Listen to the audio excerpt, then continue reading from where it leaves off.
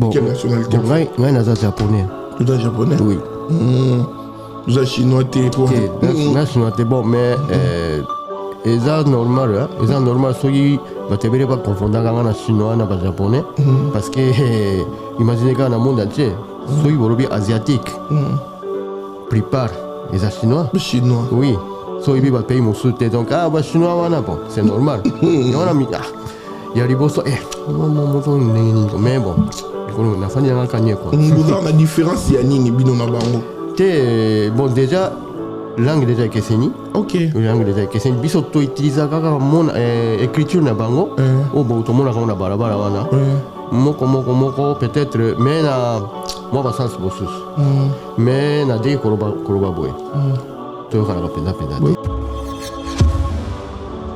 Bon. Dès qu'on a abandonné ta musique, en fait. Bon, dans le Japon, on a banda qui a rock, rock, moi jazz, baka. Donc, la musique variété quoi. Mais tu as d'abord la musique noire, on va reggae, la salsa, mais après, on a abandonné musique congolaise, comme à l'époque, après il y a eu au Japon, il y a eu au Japon, il y a eu à Barumbarai, tout ça. Tous les concerts dans la Kendaka. Oui, dans la Kendaka. Ah, mais c'est bon, c'est payé non. Donc, bon, entre-temps, on avait tapé guitare basse. Voilà. Bon, on a vendu comme ça, on va copier, on va assister à. Motomoka azaki journaliste moko boye journaliste moko wa kenda Pekin a japonais ye lokola yaka pe awa aza camarade na ngai ye moto amemanga ouais lokola sikoyo asala déjà ba connaissance ya ba quelques musiciens ya congolais yango sikoyo apresentanga John Loro.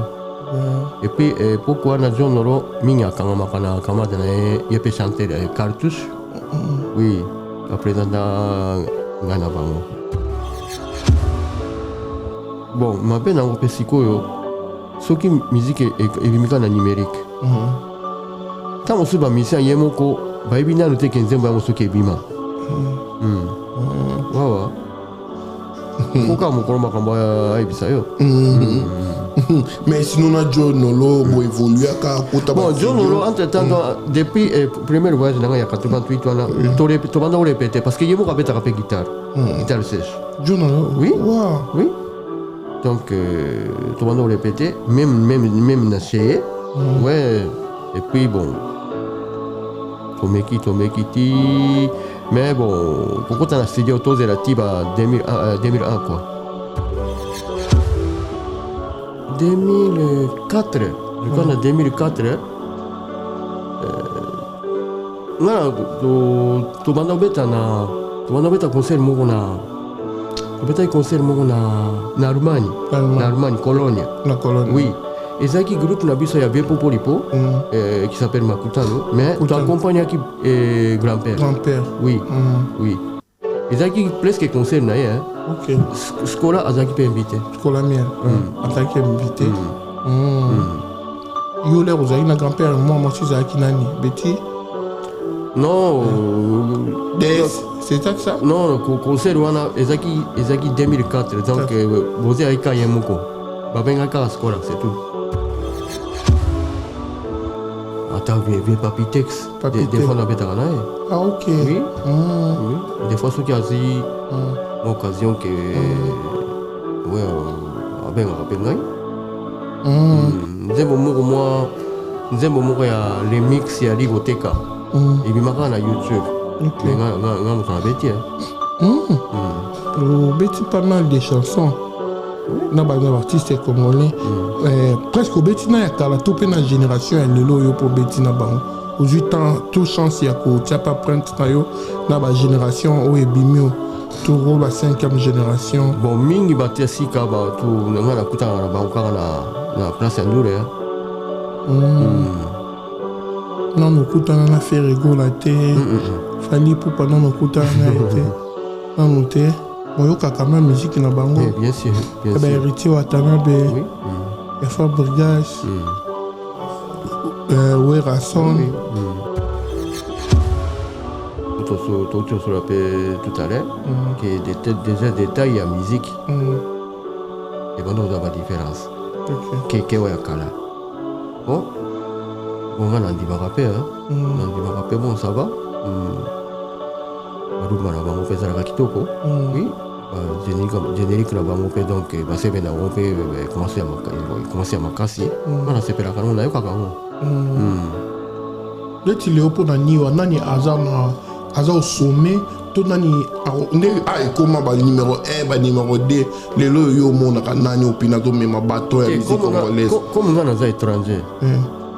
En tout cas, non on va que nani aza première nani aza deuxième. Namona ka pe boite be banze mo si afari na sepela kanango banze mo si affaire pe na sepela kanango par exemple.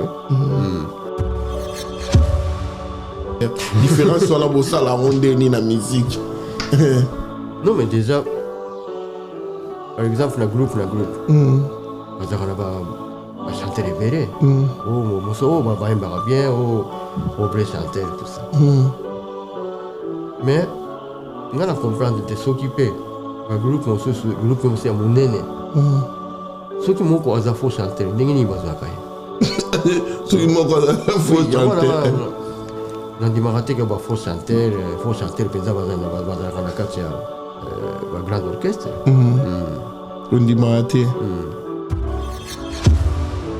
Parce que oui, voilà, les gens vont battre béré, va confondre avec ngana bango.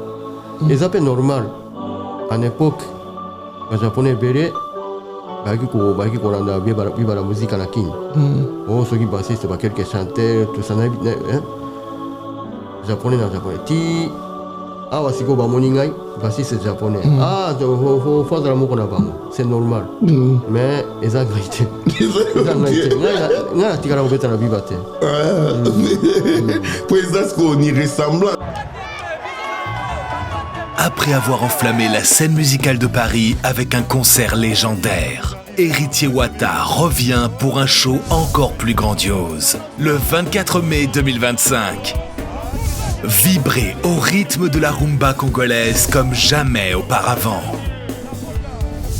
Une seule date, un seul lieu. Héritier Wata au Dôme de Paris. Des hits incontournables, une ambiance électrique et une connexion unique avec son public. Le 24 mai 2025, rendez-vous au mythique Dôme de Paris, Palais des Sports. Vibrez au rythme de la rumba congolaise comme jamais auparavant. Une seule date, un seul lieu. Héritier Wata au Dôme de Paris, le 24 mai 2025. Les places sont limitées. Réservez maintenant. Imaginez-vous dans le luxe le plus absolu, au cœur de Paris. Bienvenue chez Lucky Passport, votre service de transport en van limousine avec chauffeur, champagne et snacks de qualité. Détendez-vous dans notre van limousine somptueusement aménagée où chaque détail a été pensé pour votre confort. Des sièges en cuir spacieux, un ciel étoilé raffiné, un écran TV dans une atmosphère intime et élégante. Profitez d'une sélection de champagne fin, accompagné de délicieux snacks gourmets pour un voyage inoubliable à travers la ville lumière. Que ce soit pour une soirée spéciale, une occasion professionnelle ou simplement pour vous faire plaisir lors d'une après-midi shopping, notre service VIP vous garantit une expérience exceptionnelle. Avec Lucky Passport, bénéficiez d'un chauffeur professionnel, discret et courtois pour vous conduire en toute sécurité et avec élégance. Réservez dès maintenant et laissez-vous transporter dans un monde de luxe et de raffinement. Lucky Passport offre également un service de covoiturage Paris, Bruxelles. Besoin d'un passeport congolais dans l'espace Schengen en toute légalité? Contactez Lucky Passport pour vos démarches administratives en un temps record. Lucky Passport, votre partenaire de prestige pour des moments inoubliables à Paris et vos démarches administratives. Le number one du fret aérien, fret maritime, Global PM Express, pour l'expédition de... Papa, Nini, na bandu bele lo banda kunati. Oh, au monde tant le kai kuna na omota kokatisi omoni bamama moko bazobelela wana bandeko baya bakanisa suki nde biso mpe bato ba agence nde tokoma kobelela na château rouge nde namoni na carton elingi eloba ozotinda na mboka te ozotinda na mboka yango so moyen ezali opesanga comme ça natindi lelo na mboka oza na agence agence ya eza nini me nga nazokende na agence mpo natika biloko na nga mpo na confiance agence papa so natindi yango ekomi te bloke nga na bloke na telefone me wana tobunga niti eloko nyonso nasaki kokoma mpo tokutani na nzela natelemaka kaka yo telemaka kaka natelemaka kaka oh non ere nyonso oya omona nga boye te nga naza na motu natindaka global Express et pas ya Patrick Malovengi Baoba assurance libérée biko papa na liesa bana na musalo papa na musalo muyibi salandi papa Paris 18e arrondissement Malovengi ye Global Express awa assurance libérée ko papa awa ezande nini awa ezali tozotinda bakoli ya avion oyo esalaka des jours toza mpe na fret maritime bafret ya avion yango tobengaka fret aérienne esalaka des jours totindaka na 3 pays ya Afrique centrale Congo Brazza, Congo Kinshasa na Luanda. Na Congo Kinshasa toza na commune ya Njili, toza pe na commune ya Kalamu. Toza na A45 avenue Bongolo na Matonge. Global Express totindaka ba mituka na nzela ya mai oyo ezali ya bateau na ba conteneur livré directement na Kinshasa. Totindaka pe ba carton to s'en charger na douane makambo nyonso yo oke récupérer voiture na Kinshasa ndenge ba récupérer carton. Kina Angola tozali na Palanka, toza na Mabor, toza na Ojaenda. Na Brazzaville totindaka na Point Noir na Brazzaville. Global Express li akomi na Chine, na Turquie, na Afrique du Sud. Ba bureau na biso eza na oyo place bato bazwaka biloko ekomela. Omoni nini? Osongi maboko pambati. Kasi po na tiki yango na Global Express. Otindi na tindi ko ndako tolo baboye bazobenga nga bazwi déjà vitesse wapi.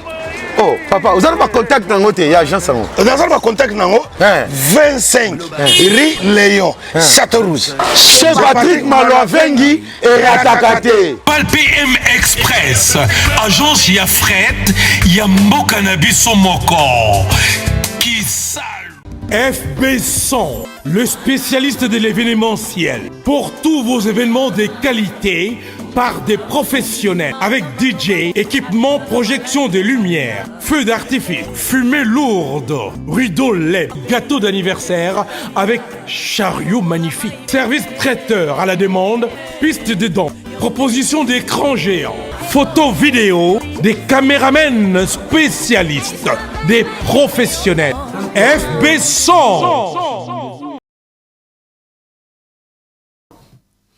Ouais, salut partout dans le monde entier, à vous tous qui êtes en train de me suivre en ce net moment. Quant à moi, les vôtres, humbles serviteurs, Pichankimu, les soldats de la presse européenne, les soldats de la presse congolaise, toujours au four au moulin, rien que pour vous servir. Et puis c'est mon devoir de vous informer, toujours dans votre chaîne Image Pro TV, la meilleure chaîne du moment, chaîne d'actualité, chaîne OEP Sarabino, bah, information à temps réel. Voilà déjà. Aujourd'hui, avant de commencer cette émission, j'aimerais bien déjà saluer Jordan Mizoa qui est derrière la caméra et à la régie. Donc, Sobomo, on a vu ils ont la bocacité à Jordan Mizoa, Zoanga bien. Et pourquoi pas na Faya Basket, le PDG de ces beaux chaînes, Guy Basket des continents. Bah, bon séjour à Kinshasa. Là, je vois directement Shango Basket. Donc, voilà.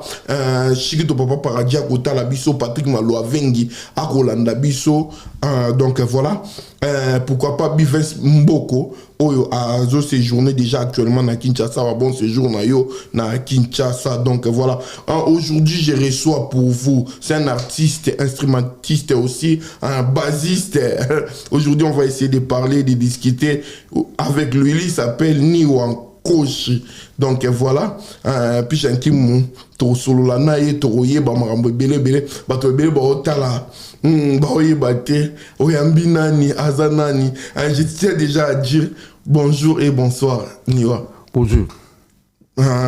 Batu ba otala biso na monde entier, batu ba kama poni ya bandi ba batu ba otala biso na lingala bwe, mais wa mona le procès eza ya biso te. Ba msu ba oyambeli biso chinois. Msusu oyambeli biso nani et confondre batu. Niwa aza nationalité. Quelle nationalité? Bon, ngai naza japonais. Naza japonais? Oui. Naza chinois te pour. National te bon, mais eza normal, soki batebele ba confondanga nga na chinois na ba japonais parce que imaginez que dans le monde entier soki bolobi asiatique prépare eza chinois. Oui. Soki ba pays mosusu te donc ba chinois wana bon, c'est normal. Yona mi ya liboso mais bon, on a fait un cagné quoi. Vous avez la différence ya nini bino na bango? Bon déjà langue déjà keseni. OK. Langue déjà keseni biso to utiliser kaka mon écriture na bango. Oh bon tout le monde na balabala wana. Moko peut-être mais na moi pas sens bosus.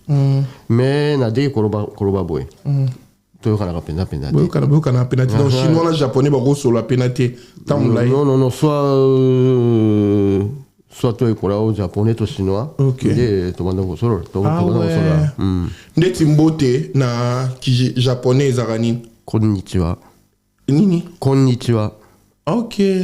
Bon na ki chinois. Ni hao, c'est ça non? Ah ouais, c'est ça la différence. Ah voilà. Ah ouais, le monde est différent. Moi, presque tous moi différence nango ana yango ana vraiment.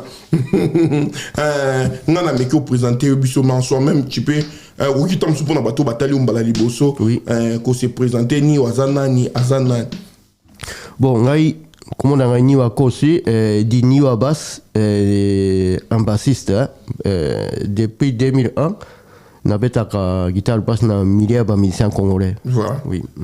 Voilà niwa nkoshi. Donc voilà lelo yo to yambeli bisoye na olinga mingi to solo la mpe parcours na yo musical et en plus batutom suba nous ai japonais okende na milieu ya ba japonais te poani ko beta musique eloni etika kio pona o beta vraiment tom susu musique africain et puis so couper na go marteler mingi musique congolais. Bon, dès on a bando beta musique, dès on a bando beta musique en fait, bon, na Japon on a banda na banda ki kaka na ba rock rock moi ba jazz ding ba robaka donc ba musique variété quoi. Voilà. Mais ti na kutana d'abord la musique noire comme ba reggae ba salsa mais après na banda we ba musique congolaise comme à l'époque papa yamba yako beta na Japon zai kopé ba yako beta na Japon ti ba mené à barumba rai tout ça tous les concerts na kendaka. Oui na kendaka. Ah mais c'est bon, on a sepeli nango. Ti donc bon en ce temps n'avait tapé guitare basse. Voilà. Bon n'a pas dit qu'on ça moi copie copie va assister à musique. Mingi to loba o sepela na ni na rumba to générique ilo ni pene sepeli ça ko pe o guana. Non, en fait époque wana bakabolaka ba style boete. Nzembo soki ebandi ebandaka na mingi ebandaka na rumba ekomi ezosakade ti ekomi na seben nyonso ezali kaka na kati ya nzembo moko comme ya mikolo oyo teke o seben kaka na générique o rumba nzembo ezalaka ya rumba ezalaki mpe bongo te c'est vrai ke banzembo ya rumba mpe ezalaka mais la plupart ya banzembo donc ebandaka na rumba ti ekomi na seben nayokaka mpe elengi nango mpe elengi nango. Oui. Mingi yo lingani.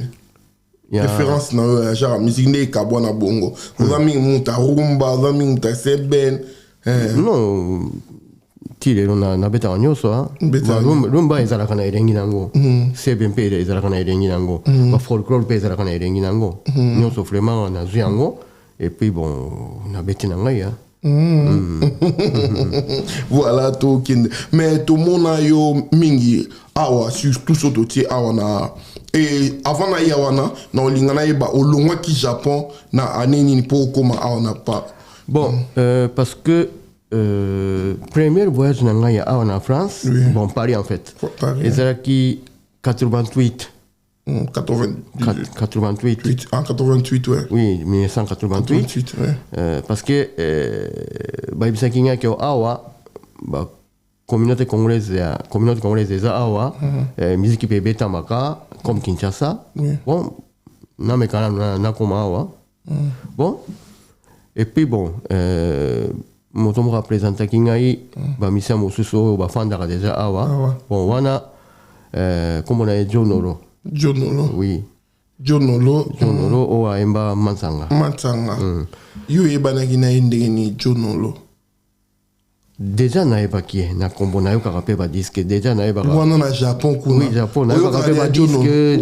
oui parce que époque wana badiske mosusu ya musique zaïroise en époque mais disque ekomaka kuna presque na même période oui so nzembo moko ebimi bon 6 mois eza ebele toyokaka yango oui ekomi nango toyokaka yango bien na Japon banda de koyoka musique à John oui parce que déjà premier concert ya Papa Wemba na Japon ezalaki na 86 oui là tu étais encore là-bas oui assisté à un concert donc après 2 ans nayaki awa oui oui na contact na ye nani akutanisaki bino bokutanaki na lolenge nini non wana sikoyo moto moko azalaki journaliste moko boye journaliste moko oyo akenda mpe kini ajaponais ye lokola ayaka mpe awa aza camarade na ngai ye moto amemanga awa ouais, lokola sikoyo asala déjà baconnaissance ya bakelques musiciens ya congolais yango sikoyo apresentanga jonoro et puis pourquoi wana jonoro mingi akangamaka na camarade na ye mpe chanteur cartouche oui apresenta ngai na bango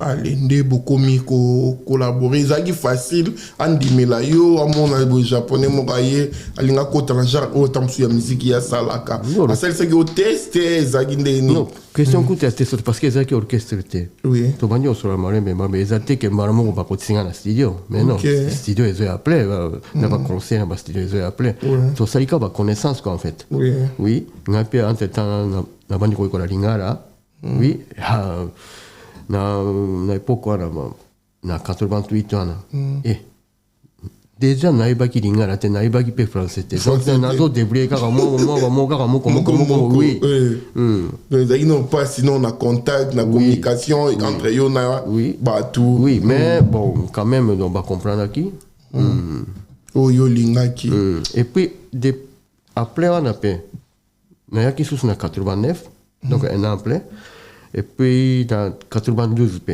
92 que nasalaki soki awa soki na 8 mois oui nde sikoyo mosusu wana cartouche akotisanga na studio akoti na studio oui obeta oui parce que baepoke wana asalaki album moko boye nde so apermetaki ngai ke nabeta quelques chansons nde nabeti oui obeti asepelaki mpe na doite na yo oui mais so asepelaki te peut-être alongola ngo ti lelo ezali egros album ni est-ce que ozo se souvenir nango lisusu wana titre nango bon nayebi te soki eyokana mpe awa bon ebima wana kombo ya Orphe Sisi ok bato basala mpe barecherche bakota na bayoutube parce que baevre ebunga te lelo monde eza numérisé bon mais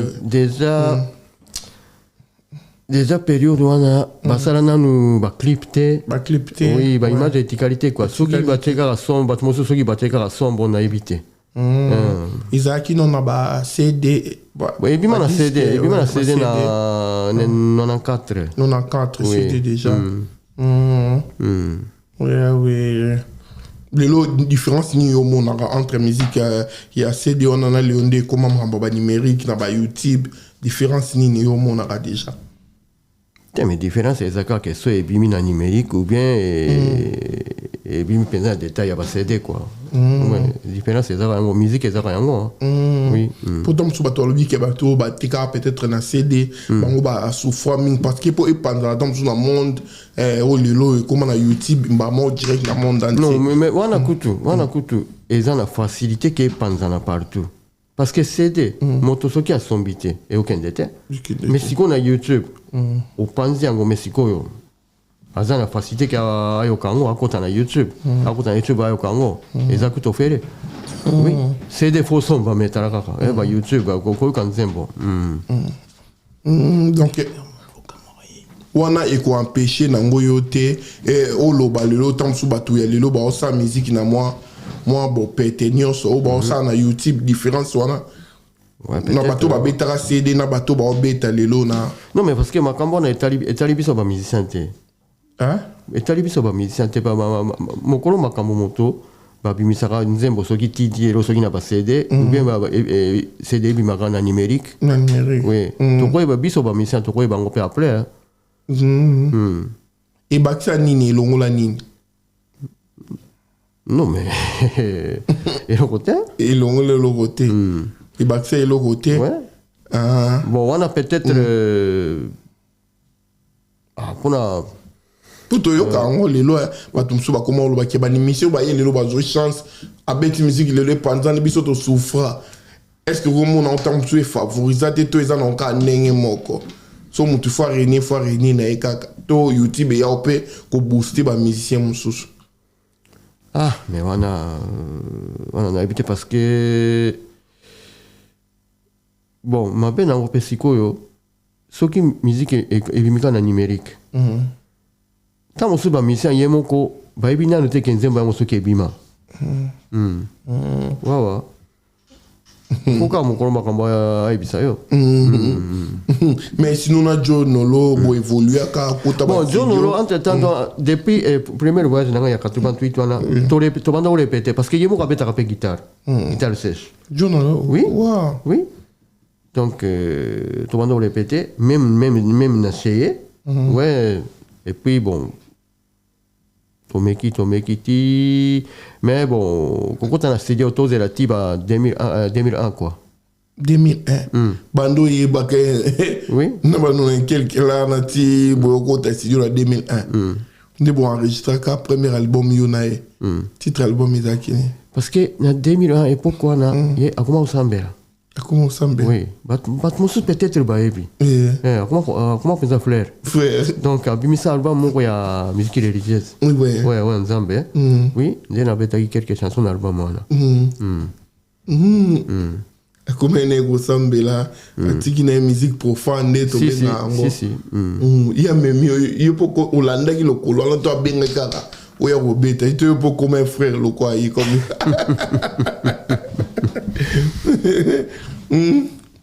yo po comme un frère loko la ye oui ma pe ba pourquoi na to bana okende pe na église ne bino mbali ya moseki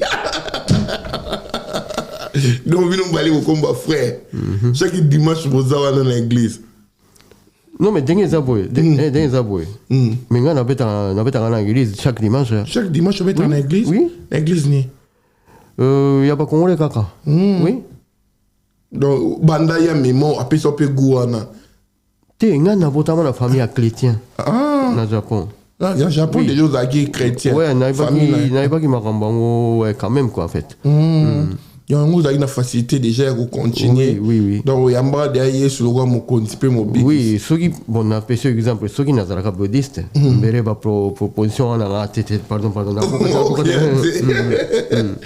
il y a une la facilité même au quota donc bobetane album moko na 2021 non, et 2001 oui 2001 allez je dire na 2001 à part on a beau enregistrer mon sous-sauté non après on a peine avec la John oui des albums parce que azongera makomba musique ya mokili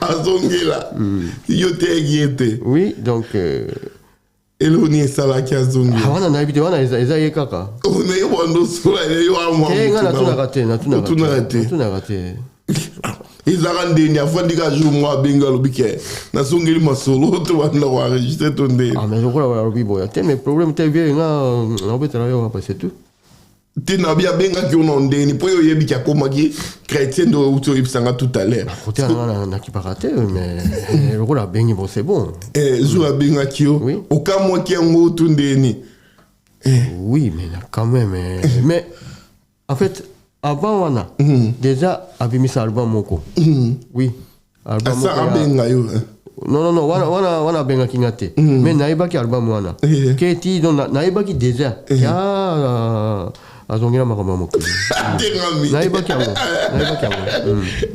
ovandi na yo po benge totuni ete otiki eka ava bengi yo lisusu alobi na album wana ezalaki titre nini album yango mosusu wana ya parce que wana ebima na 2008 titre ya album wana ezalaki masanga makoko asalaki dio ye na Luciana Luciana de Mengongo oui vraiment ezalaka dio kitoko ezalaki nde moni aussi on peut rappeler ouais mais déjà ouais titre pe masanga makoko oui ah ouais wana yo betaki na combien de chansons non wana na beta album mobimba bande tisuka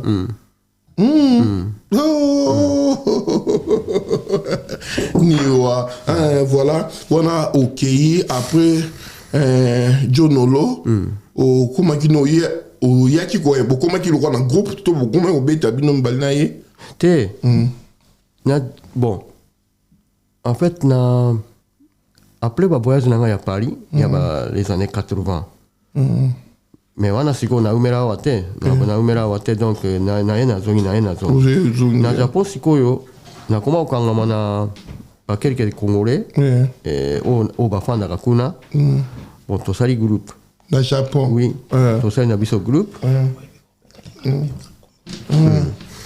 bon tomeki ti bon ngamo ko tina 2000 tina 2000 bon wana siko ngamo ko na bandi ozala posa ke na ko s'installer penza awa okumo ka kupo ouais pona beta penza na ba misia moso ba fanda ka pe awa ba fanda ka ouais ndena yake on a 2001 bon lokola Jonolo to ebana déjà et on a contacté qui est oui mais entre temps bon na bando beta na bat mosupe oui on a vendu carrière dans la quoi donc quoi installé à Paris na précisément en France ils ont déjà en 2001 ndio ya équipe na donc on a famille te ngamoko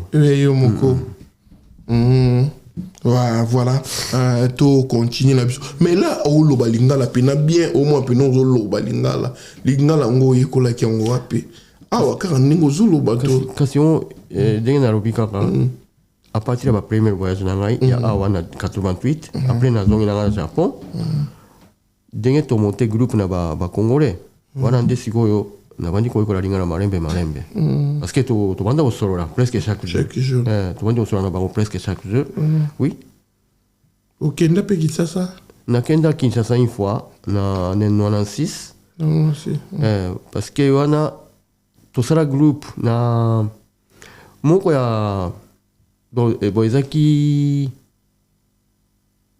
groupe moko oyo to banda obeta na Drummer moko ya groupe moko na bite soki oyebi susu groupe ya Marai groupe ya Marai qui s'appelle Rumba Rai pe kobeta na Japon na 89 Drummer na bango bon tellement sepelaki na Japon bon azonga kini mais après ayaki susu ti anga pe na sepeli donc tokangami ti donc tobandi obeta ensemble bon ane nona si azwaki occasion ke akende kotala famille na bango kuna bon nga na profite bon kasi masa memanga pete yango amema ngai oui kombo na Edosha Drummer ya ancien Drummer ya Rumba Rai ye muta memango na Kinshasa ukenda na Kinshasa umona pena kin oui umona ondeni oui mais ouais ça va on a sepelaki on sepelaki on se rappelle moi si kuna kin tomera te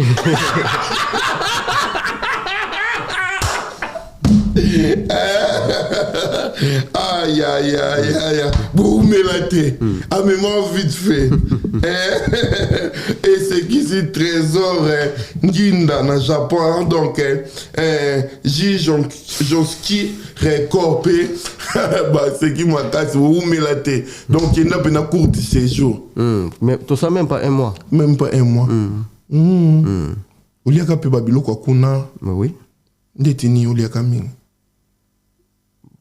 baselukaka biso ndeti kombo biloko te oui bapondu uliaka pondu fumbwa Ouais, kuna to na ti ero na sepeli donc na bosani goûter na goût surtout ya taba na soso ya kuna. Ya kuna. Oui. Ulianga taba. Oui.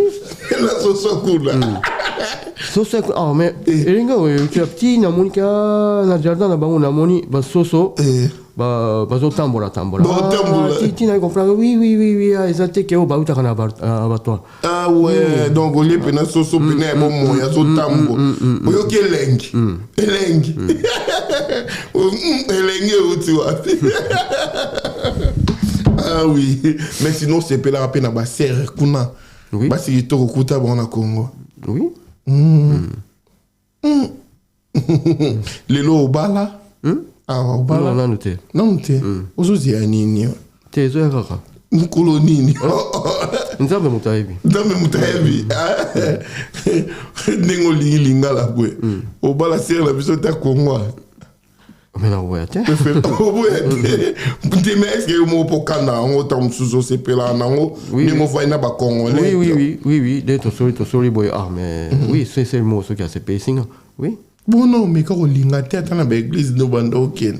Tiens na omeka problème tu. Mais soit des numéros. Voilà, c'est l'artiste Niwa. Mais habiter la biso oli solo il y a acoustique au pebo ça là qui na Stino Mobi. Oui. Oui. Bon, comme Moses Bamisa Moses Abiba, toi ban peine ba première deuxième voyage à Paris.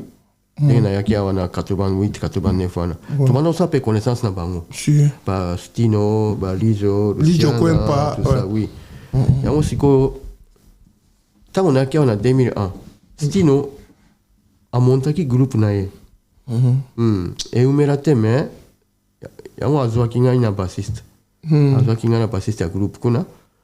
Bon, to salaki quand même un an. Bah, un an et demi.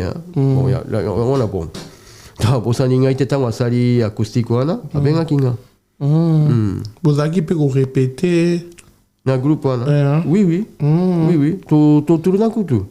To kende ko beta kuta ba Irlande. Na ba na Angleterre. Wow. Oui.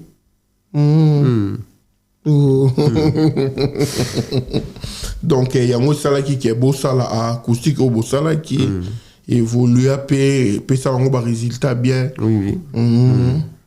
Vous avez un bon contact na etilelo coupe panzana pour anine. Ah wana habite yemo quoi. Ah bon yo tout na tate aussi que vous avez na souci groupe en hôtel. Tout le bongo. Tara mais attends na tuni. So panzani. Oui. Ngana olobani entre temps ngape na sala ba carrière na ngai. Oui. Groupe moko soki ekufi. Mais na regrette ka titi soki mokoloni. Oui. Et là on y est panza groupe. Ah mais tellement kala donc na évité na ebisute. Mais ezate que batmosu baswana ka mais non. Bon. Et kitika ya moko boy peut-être bon. Na évité. Et solo ya Miss tout là na bosiana. Oui. Bozoka contact ndenge nini. Bon, déjà na Japon nazalaka pe fanatique et anti-choc. Anti-choc? Oui. Ya grand-père? Oui. Oui, na sepelaka na basilo na bango. Ah oui, puis bandembo. Oui. Ni ya grand-père oui. La reine des Sava. Ah, il m'a dit pour ça. Attends, mon petit gars. Okolanda yonatina. Ah, mususu niveau ça va bien. Olianga mutufo. C'est je voulais aller pour ça. C'est mais bimeli. Chigaluka. Ah. Bimeli nga été mené tu banze bona bosso sisina. Titile on avait tapé en Nini? Sisina. Sisina. Ouais, o asala ngona na série Shockstar. Ouais. Oui. Donc, vous avez des fans. Oui. Bon, puis, na premier voyage, na ngai babe tapé awa. Bazaki pe awa. Oui. Oui, bazaki pe awa. Oui. Na kende ko za pe concert na bango. Et bah, il peut balasconi miel. Oui, on a appelé. Parce que, na 2004, je crois, na 2004, ngana to banda beta concert moko na to beta concert moko na Allemagne Cologne. Na Cologne. Oui. Ezaki groupe na biso ya Viepo Polipo qui s'appelle Makutano, mais tu accompagnes qui grand-père. Grand-père. Oui. Oui. Ezaki presque concert na hein. OK. Scola azaki pe invité. Scola miel. Azaki invité.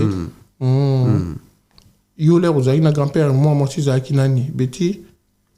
Non, c'est ça? Non, concert wana ezaki 2004 donc bozi aika yemoko.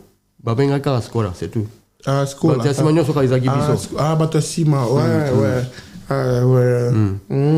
Mais notre premier concert, on a Paris en 88, Des Montagnes Baki.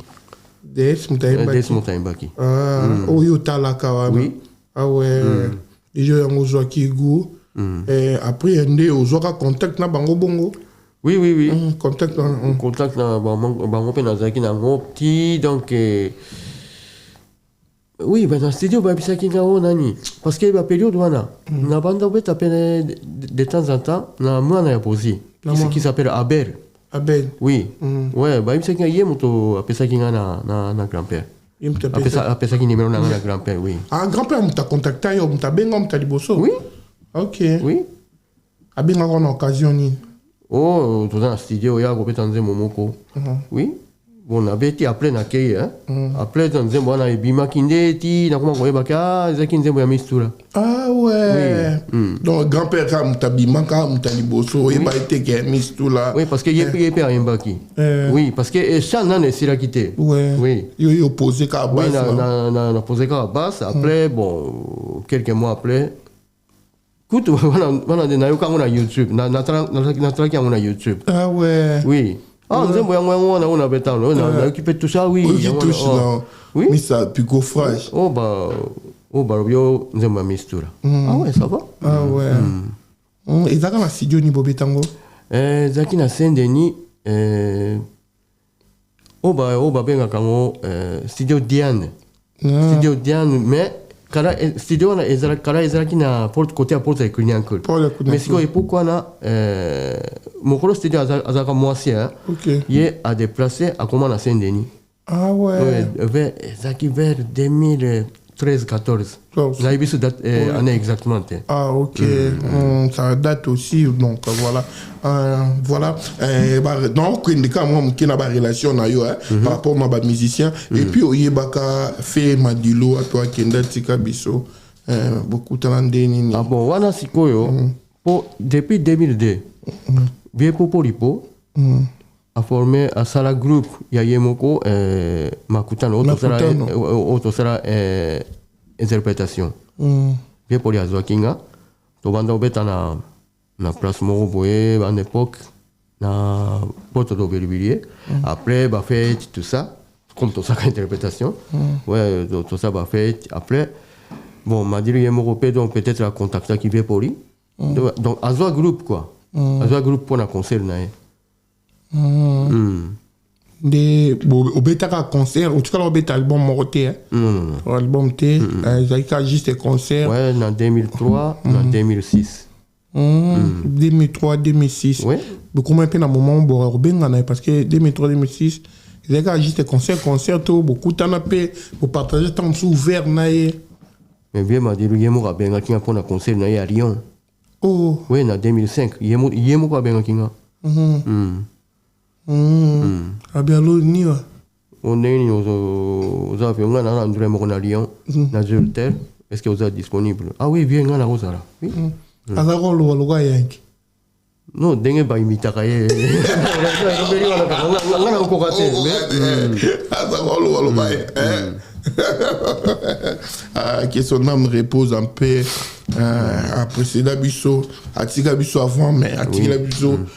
Comme on dit toujours, l'artiste ne meurt jamais. Bah, œuvre naïe, yango junior mukendi papa poto to comment consommer, yango ti lelo Orléans singa la nouvelle ville Chikaluka au Paris 20e, toyo karaye to kanisa kaina ba loyembo na ba chef d'œuvre naïe. Mais sinon oyebi peut savoir il y a papa Lutumba au talango. Parce que les enfants y écriture naïe té. beti maro mais na premier concert oyo tobeta na madilu ye mpe azalaki invité. Ah bon? Tozalaki na même scène. Oh. Oui. Okutana na ye. Oui. Parce que pourquoi na bana oke mobimba bazalaki mpe awa. Oui. Bainvitaki bie Simaro, bie Joski, na bie Ndombe. Oui. Ndombe opetum. Batika biso baikoni ya mboka na biso bakenda. Na baécriture ya Papa Lutumba osepela na banzembo ndeti nini. Oye marka yo quoi. Mandora, par exemple.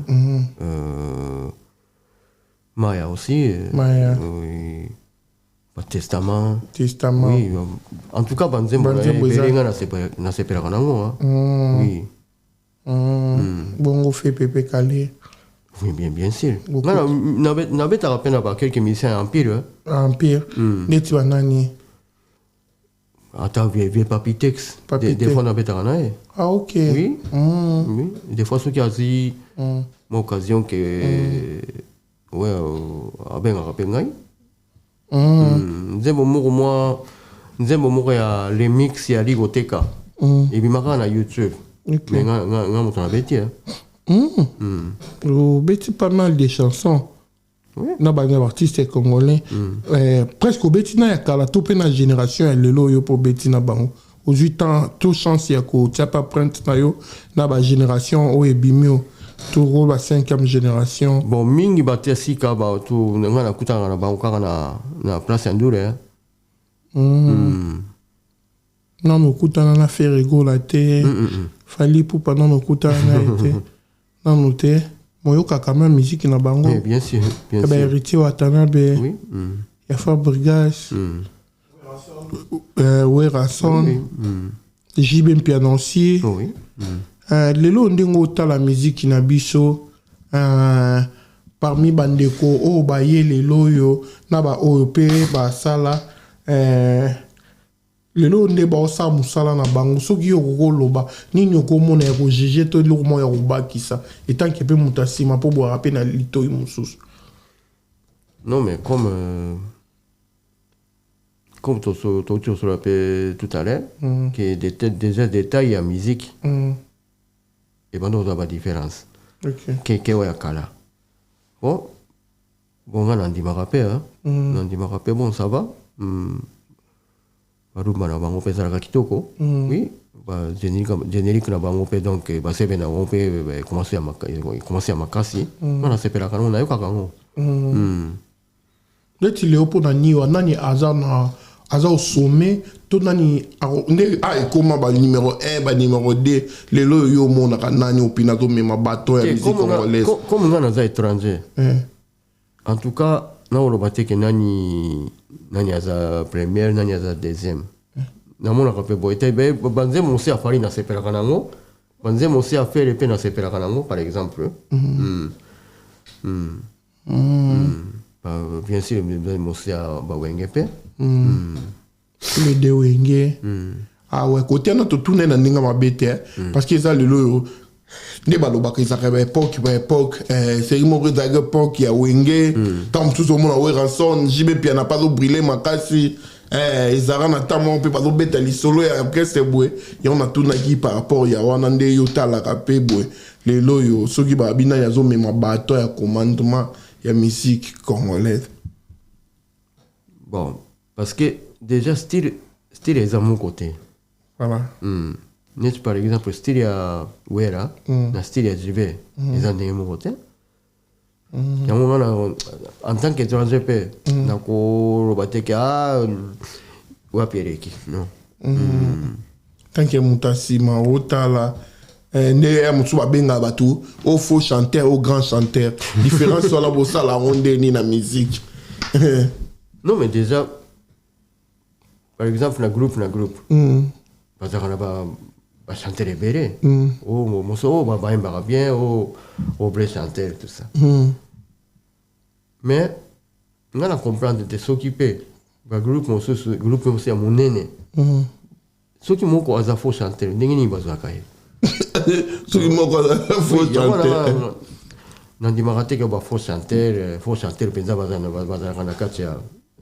la grande orchestre. On dit m'a raté. Parce que Bazou est un groupe à Mounene. Tant que différence, c'est ça. Tant que la première voix, deuxième voix. Pour moi, ça grand chanteur, il faut en avoir première voix. Oui, voilà. Wana siko eke na makazi ya mosala quoi. Ataku to zana voix ya kitoko. Ceux qui obi ko se déplacer te. Ceux qui se placer te. Oui. Oui. Ozana na voix moko ya kitoko na deuxième par exemple. Oui. Peso ka exemple hein. Ozana voix ya kitoko ya deuxième mais au forcer ka likoro. Mais voilà siko obi mano kitoko. Oui, obi mano bien. Et gros ça le logo à Jan. Hein? Et gros ça le logo à Jan. Attends, il y a ça là bon. Hein? T'es né de mon aïgo na concerné Salamaki. On a randa quitté.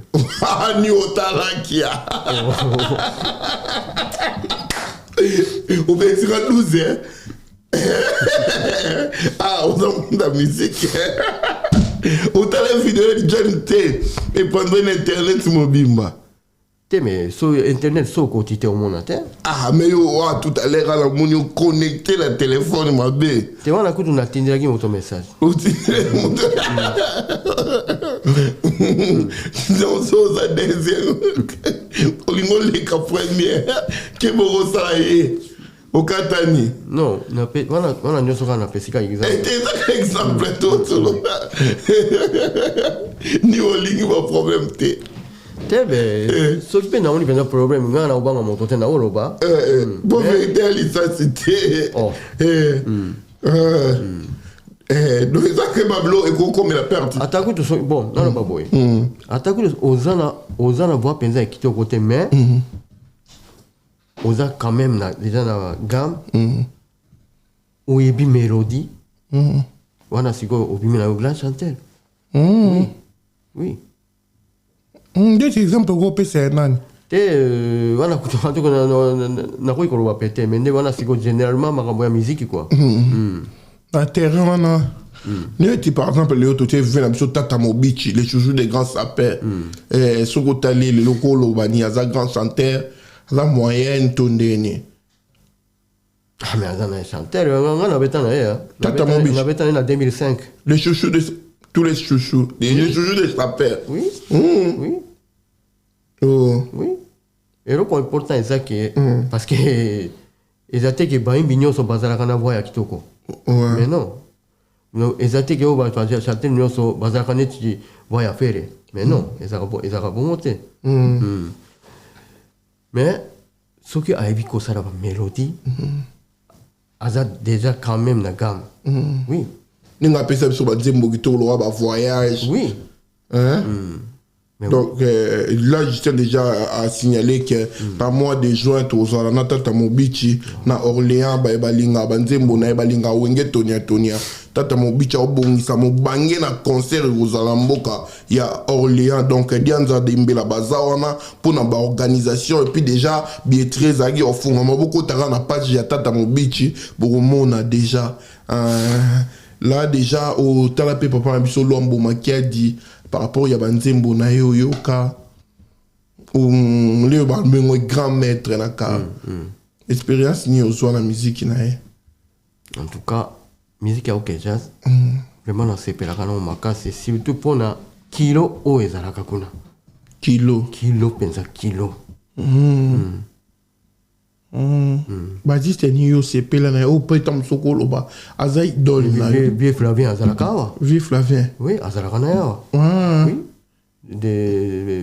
des fois tout dans la rappel oui puis non mona et puis na maestro oui sepela ba toi quelqu'un dure tout dans la rappel na et puis nga tirero na sanité na répétition moko boye bon parce que répétition pour na fait moko boye on a sigo nga na beti yepe abeti bon ya on a yepe ya kina répétition na zoyo kaka na sar boya moke kaka na zoyo ka pesa kilo na ye donc tirero na obosa na te expérience rabibo tout pena oui mais la bande de gros subazara tam suna gisa ça ba nani mususu so abio tanga so moi 5 oyo yebi ba bassiste ba bon bassiste. Oui, mais bon, bah, c'est pas ça, béré. Attends, moi 5, surtout au but au temps. On est. Motingia. Motingia. Oui. Puis oncle Bapius. Ouais. Et puis Azarigo. Attends, Nani. Vejo Marie. Vejo Marie. Oui, Vejo Marie. Oui, Mina. Ouais, Nani Lofombo. Lofombo. Ouais. Lofombo. Oyoka e. Oui. Godé Lofombo. Oui, Bani. On dit Mamoussala Naya. Oui, bien sûr. C'est un bon bassiste. Oui, très bon, très bon. Très bon. Godé Lofombo. Autant là, ouais. Mais ça, il n'y a pas. Oui, salut Lofombo. En tout cas, depuis le Japon, on a eu tous na yo. Donc voilà quoi. Ah voilà. Mais bah tu vas le ni wa ya ba ko ye mission yo po kati koko taye de. Suki. Mais bah mi ko faye le système en sous ya koko taye yo po le kiamonte. To kata no ba ko vobu. Ingeli. Voilà. Mais est-ce qu'il y a des bétards papa Wemba? Non, voilà ngaité. Parce que oui, voilà. Les gens qui battent béré, va confondre ka ngana bango. Et ça c'est normal. En époque, les Japonais béré, baki ko randa biba la musique na kini. Oh, ceux qui bassistes, ba quelques chanteurs, tout ça na japonais na japonais. Ti awa siko ba moningai bassiste japonais. Ah, faut faire la moko na bango. C'est normal. Mais eza ngaité. Ngana tikala obeta na bibate. Pour ça ce qu'on y ressemblance, on dirait bien on peut bozara na problème mais on donne ti bien tout kokana. Parce que par exemple yo dengue zoro baboye parce que yo moko éviter. Oui. Mais éviter na nini? Non, dans le sens qu'il y a une différence. La différence, la bon, en plus, peut-être que bassiste n'a pas déjà ça japonais, et puis arrête la lunette. Il y a peut-être pas. Il y a aussi le parce que binon dirait beaucoup kokana kuna na Japon, na ba chinois boza ndeti beaucoup kokana. Déjà les kana nzilati mutayebi so za lokwa o asala film boy toni. Oyoka pele ya ba otonga ona nzela. Otambo. Bitano lisula mwezaki na occasion nini konia. Mais voilà, ceux qui oyebi japonais bien. Ouais. Peut-être au banda ou les marquer. Oui. Mais nengo za bodo le kana nzela ba otonga pe na lingala ba ebite ke ba lingala. Tu vas au tonga. So il a se perdu na urobana bango. Et a te déjà yoka. Oui déjà na katia métro. Na katia métro. Ba lo bani. Non mais baton la répéter hein. Ba lo bani. So il a fandika nye baton na nini. Te me ba lo bani tini yo yoka ke. Ba ba ebite ke yo ebilinga ba lo bani tini. Sérieux quoi. Bon par exemple. Par exemple. Bon, normalement, à la fin de la gagne, on a l'excellent. Mais ceux qui peut-être quelques mots, ceux qui viennent à ces pays dans le côté. Ah, mais papa n'a pas on a tali au bas, mon rabangi. Ah, mais papa n'a pas maman, on est sur le japonais. Ah, père à botin. Comme les mots, tu vois, na Congo, pour y ébi pela lingala ya mabe. Si qu'on a on dit mate ko ye kolango. Bon mais oui, on a quoi kola. Oui ébi à makas. Osata muluba. Bah tu vas douter dans tu vas yo ka obi la banda quoi. Donc ça va faire revendre na bandeko. Oui. Mais yo moko de jeu ya au salate projet na ote ou batwa ko yo karape projet nini ya musique peut-être ya ngamoko yo moko te oui mais on a fait une occasion que na collaboré na batu moko net chanteur par exemple donc compositeur quoi en fait oui parce que même na ringa na compositeur oui idée peut-être les aliments kosala penza parole ah mais wana eza mosala mosusu ebandeti suka oui wana eza mosala mosusu boyebi mpe na Amérique quel Amérique abetaka mbunda mais masa na ngai Ah, ça non.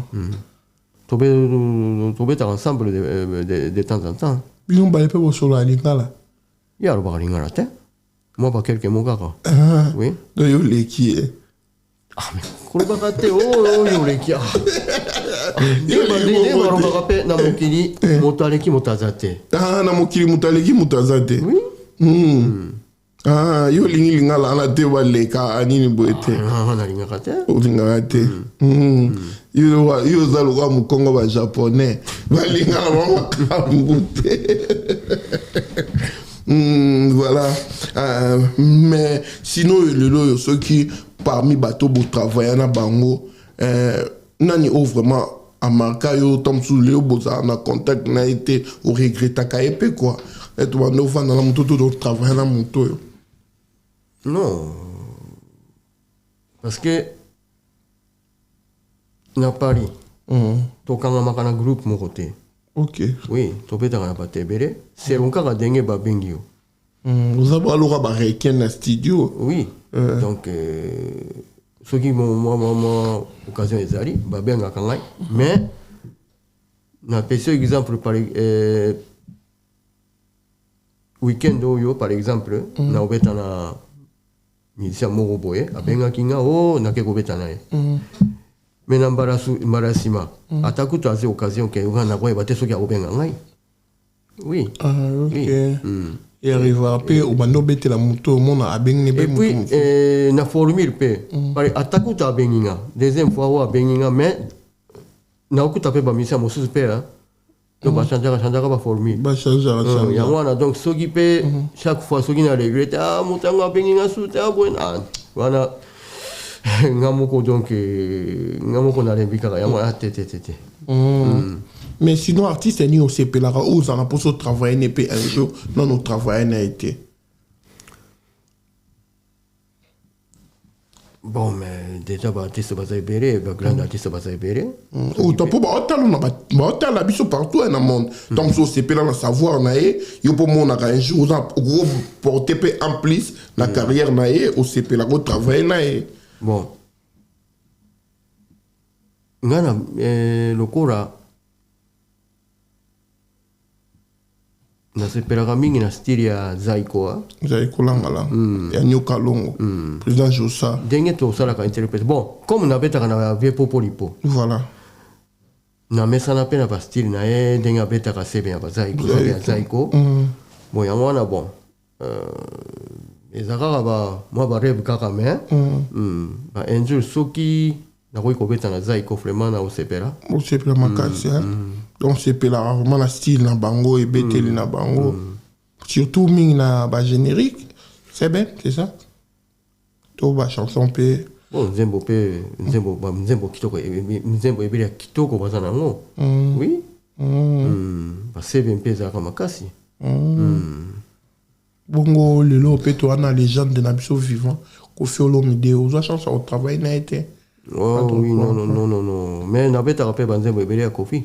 Oui, na sepelaka pe na bastille na comme na tangeli aussi kombo ya vie popolipo mais ye pe abeta na quartier latin. Vie popolipo. Oui. Et puis vie popolipo ba be ba na Koffi Olomide. Ah wana kutunga talinga tenga na zolo bakaka makambo ya musicalement quoi. Mais siko ndenge olobi ke o ba bebana mais siko atakutu ba bebani. Vie popolipo ti lelo abeta ka banzembo ya Koffi. Oui. Ba pese permission. Ah, mais on a ce qu'on est allé gâter, ma maman. Il y a une polémique, hein. Polémique. J'en ai mis à zone bien. Désolé à London City, agence assure des frais. Patrick Maloaveng et Global Express. La ligne polémique, t'es là tout ni au caca. Oui, la musique à Koffi, vraiment, dans ces périodes, hein. Oui. Mais si koyo ezala Zaiko ezala quartier latin ma problème est que donc siège na bango ezakini oui yango siko ngamoko na sombiji na ke kuna naruka bango mais wana siko comme makambo ebi comme tous makambo comme compliqué te mettant sur un message bonné hollandais qui là partout hein so c'est pour l'orchestre ba savoir na ba on peut ba yoka ba tu peux ba luka ka yo pour luka ba tout. Si, tu vas dans raison. Tu peux baluka quand yo pogo luka ba tout temps sous maele na yo nengo yo kaka et c'est un peu opposant au komata moi histoire na yo pe ensemble de na artiste on a surtout pour na ba ndeko na biso pe ba jeune frère au ba yele lo yo na musique ba zo pe connaissance parce que beti trop autant là déjà par place au bandeli parcours na yo ti le lo yo moni mutu moko na vandi na maestro quoi siko ba tout pe ba zo moi chance wana sinon pour nous contacter ils allaient rendre ni aux en bas conditions difficiles qui mais ça rabat tout truc bah toi limba contacter au bas salandé ni bah pour ça peut aussi là bah on print na yo mais wana to solo là so ba bengi to solo là ngana boy bisa bango ba ko ba situation na ngai on a ça nango c'est tout sur la rano bien compliqué d'abord ils appellent mon ça là oui, ils appellent mon salaire. Ceux qui demandent des alignants à solo là. Oui. Ok. Surtout que ceux qui demandent un moyen à l'orchestre, on a ces péracanes, on a coûté et 5 coups de casse. Mais mon salaire, ils ont comme ça là. Oui. Il cambona lo meya. Le chocho. Babi yo lingi bongo. Oui, parce que on a vibré nini. Le lobby na oso mama pa nini. Oso mama pa nini. Fombo. Babi yo lingi bongo mingi. Ndani wa japonais on a lingi lo chocho. So ki bongo ça te musique ate. Mais non si faut bongo ça te au copie vibré pe nini. Voilà. Na beta musique pour na bongo te mende. Son bon exact. La bête musique après donc on a fait la loyauté donc dans la libanda mais non. Bon, déjà il faut qu'il y ait un concert pour Betty. Bah qui me va pas bon hôtel. Ah mais et là les solos non ça la robino bah là quand on est à l'époque moi comme là yo boy au bêta concert moro dans sous quand on va payer bon hôtel mais voilà ça m'a raté bah faut là peut-être bah faut là mais des zéro donc voilà ils ont raté voilà parce que bison nyoso pour rendre la caille Yolandile oh mais toi vous savez déjà les robes autour là déjà vous savez déjà pour boy na suka moi la ben na mbongo quantité mais baby ma boy et aussi mbaté mais na qu'une question comment le sens Victor et Leison beaucoup de dans le studio quand c'était dans l'album oya cartouche wana on a le baki tout à l'heure cartouche oui qu'est-ce que c'est Aibina Catch Aibina Catch oui Aibaki kutona nzembo na betaki akutaka ope na studio oui kasi abwaka ngai pete apoka ondeni na biso te soyo koshini wa bassiste japonais soyo abokolo lera mbona kwa lubani première fois mon mais toi déjà oui déjà ah ouais oui parce que na kende konta pe concert na bango na Japon oui quoi yo mon yo beti mais l'album na Victoria et là ils sont au bétaté mais na konta na Victoria te teta munde ba benga batu na ba requin ba studio ke ya ko beti la biso album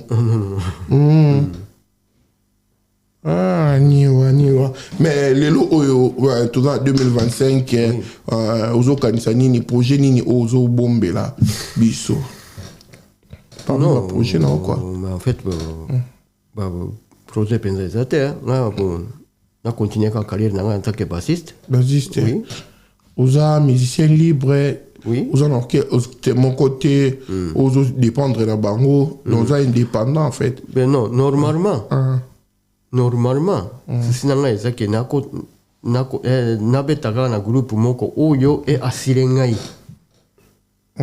oui parce que wana siko oza na tranquille mais parce que bon lelo par exemple nabeti na moto moko boye mais sikoyo kope yango nayebi te soki eodire ti soki mokolo nini après kope moko ekatani après fona zela demande ya moto mosusu lelo opeso babengi otamsu na groupe ya Fally Ipupa to ya Héritier Watanabe to ya Ferregola okende. Mais pourquoi pas? Ah, pourquoi pas? Ceux qui battent Silenga penza, oui, pourquoi pas? Ok, donc comment faire dans la Gisasa? Vous avez un bêta. Oui, ceux qui n'ont pas payé un visa, oui. Ah ouais. Oui. Oui. Oh, bah, golo, bah, poni na bango yo, tamsu ba wario, ba spiritas, ba village, ba bien to poni ni wa, to zui ne ba to sombi mundele. Va sombi mundele.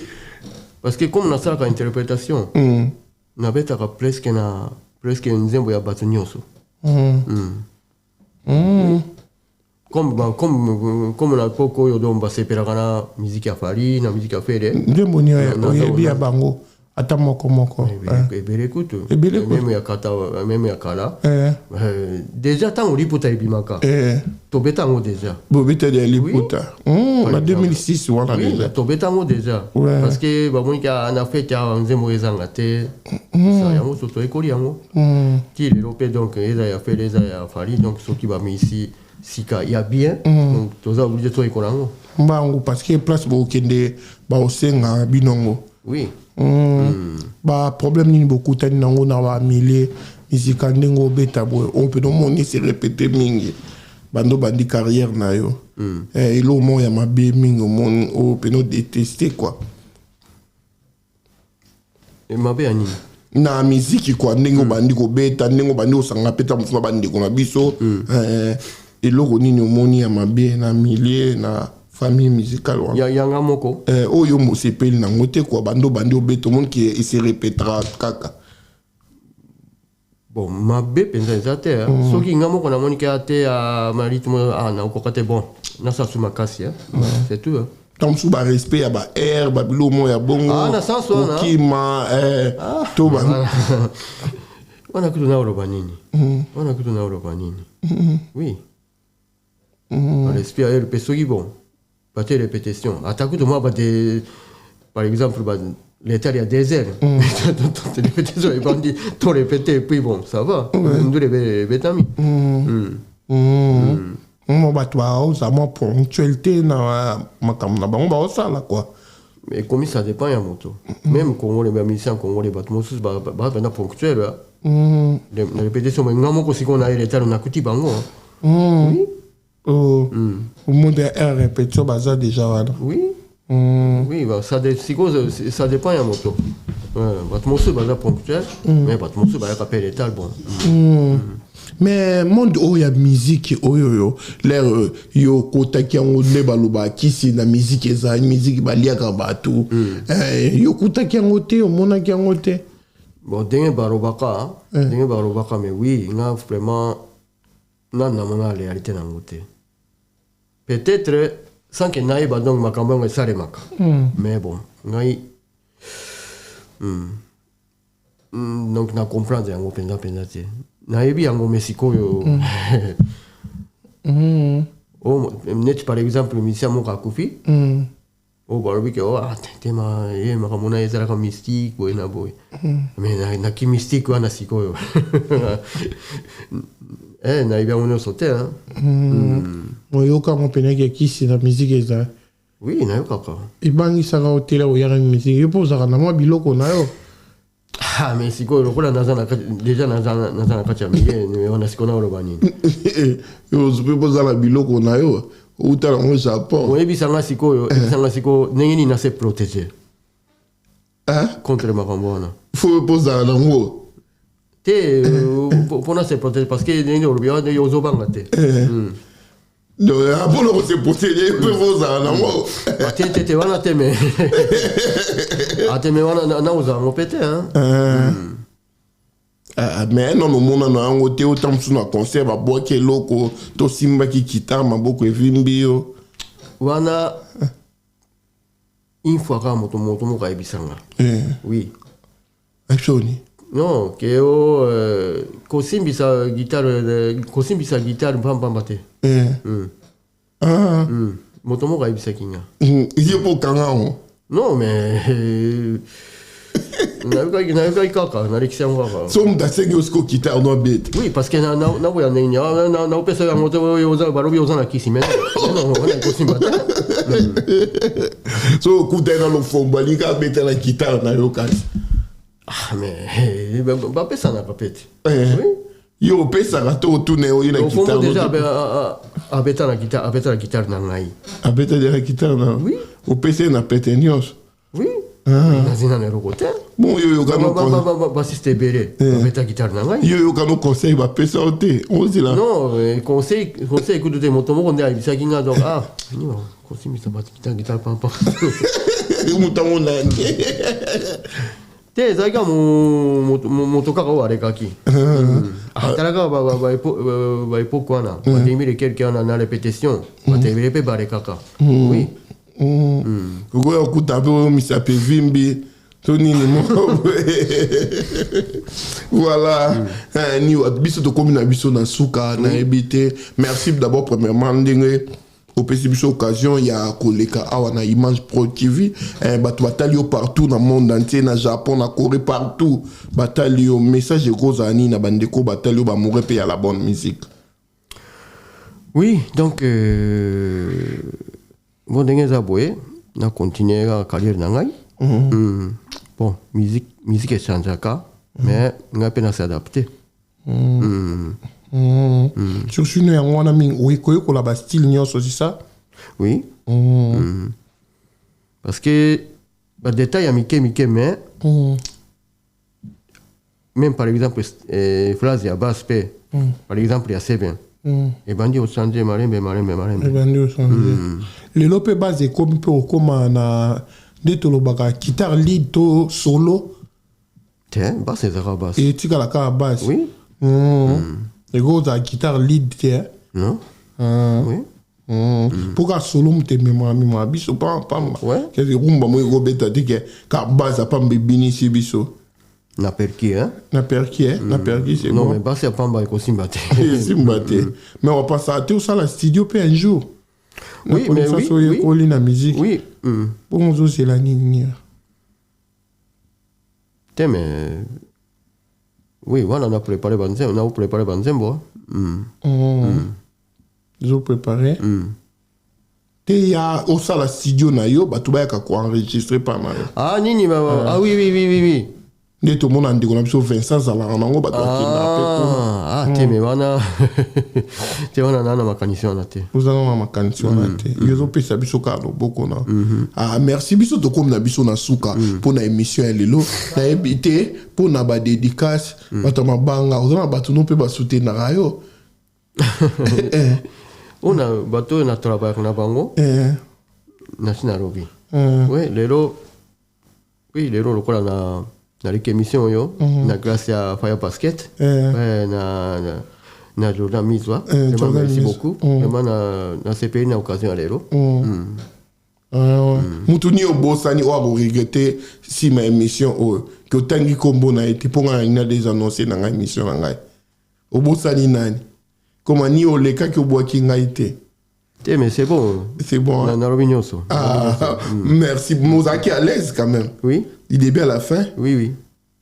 Polémique était. Oui.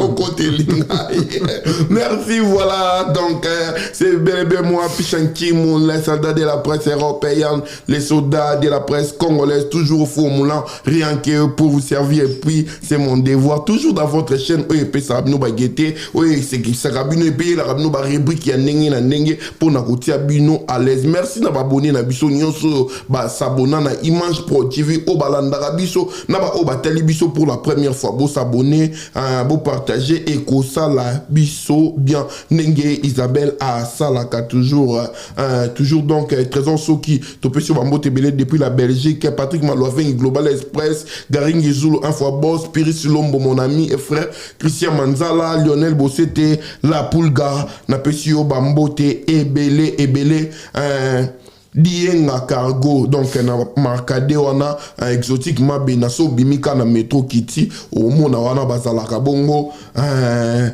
ba na biso junior bazara bongo na junior mukendi papa poto donc Chikito Papa Paradis restaurant kolia na Maison. Donc voilà, olingolia kitoko, olingolia bien restaurant Paradis, c'est créé na Maison. Donc voilà, et puis Patrick Maloavengi, Vincent Henry Léon à Château Rouge, on a dit à London City, Venangaï, Douglas Abanga na Nigeria, na Pesio Bambote Kraker, Baka de nationalité.